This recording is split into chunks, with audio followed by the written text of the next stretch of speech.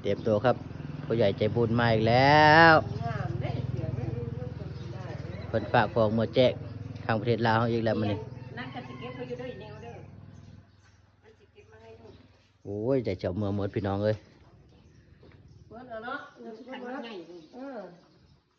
คุณแม่จันทาเกื้อทานงาม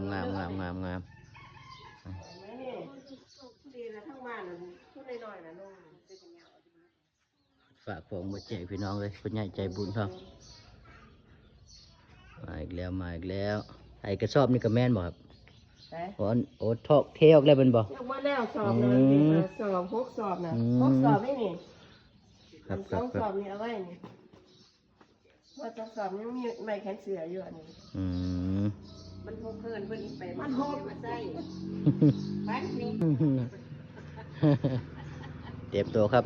ผู้ใหญ่ใจบุญมาอีกแล้ว เพิ่นฝากของมาแจกทางประเทศลาวอีกแล้วมื้อนี้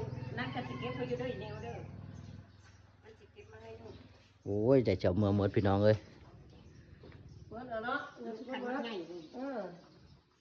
คุณแม่จันทาเกื้อทานงาม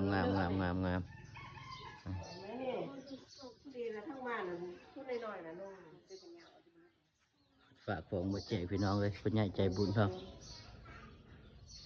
มาอีกแล้วไอ้กระสอบนี่ก็แม่นบ่ครับ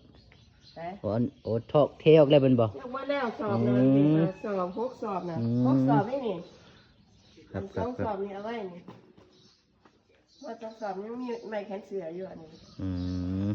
มันหกเพิ่นอีกไปมันหกมาใส่บ้านนี้